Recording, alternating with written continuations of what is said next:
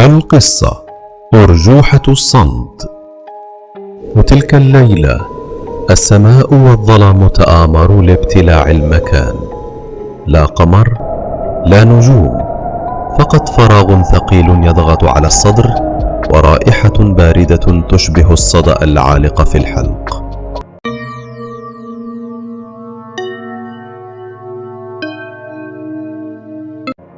إيقاع معدني يتردد في الحديقة المهجورة، كأن أرجوحة تتحرك وحدها وسط سكون مميت. وبين هذا الإيقاع همسات أطفال مشوشة متقطعة، وكأنها تصعد من أعماق بئر جاف.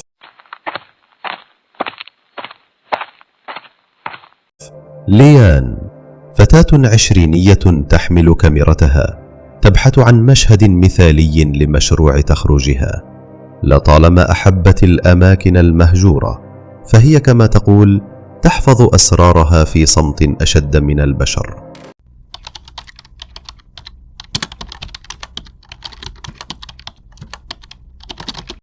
أثناء بحثها وجدت صورة باهتة لحديقة متهالكة. خلف الزحليقة ظل صغير بعينين بيضاء بالكامل. أسفل الصورة تعليق قديم: بعد الغروب المكان لا يرحب بأحد. أساطير، لكنها مثالية لعدستي.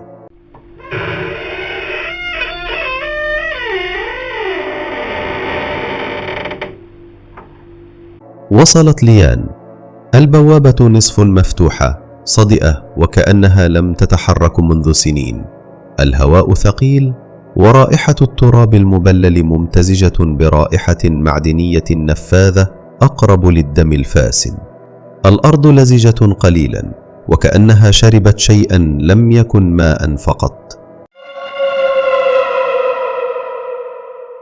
وسط الخراب أرجوحة تتحرك وحدها ببطء منتظم، وكأن أحدا غير مرئي يدفعها. وقبل أن تضغط الزر،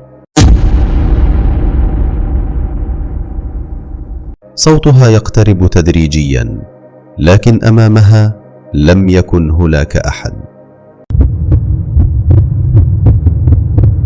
أسفل الأرجوحة آثار أقدام كبيرة غائرة في التراب، تتوقف فجأة وكأن صاحبها تبخر. هتلعب معايا؟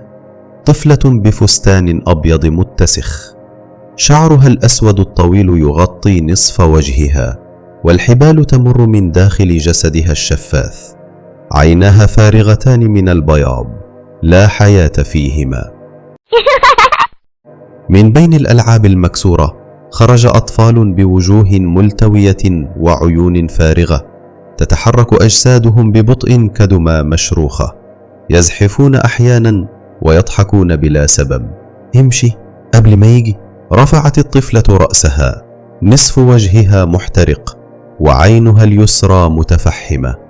كنا بنلعب لحد ما جه، مسكنا واحد واحد وبعدين ولع وشي. من بين الظلال كائن ضخم بلا وجه، رأسه مغطى بخرقة دامية، وفي يده سلسلة تتدلى منها ألعاب مكسورة.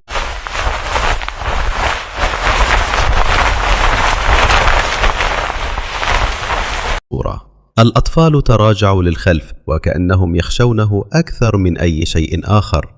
هو جه خلاص، مش هتخرجي. يد جليدية أمسكت عنق ليان، شدتها للخلف. سقطت الكاميرا وابتلع الظلام كل شيء. في الصباح الأرجوحة تتحرك وحدها، وعلى حبالها كاميرا ليان مفتوحة على صورة لها وهي تجلس على الأرجوحة، والحديقة خالية كأنها لم تعرف أحدا قط.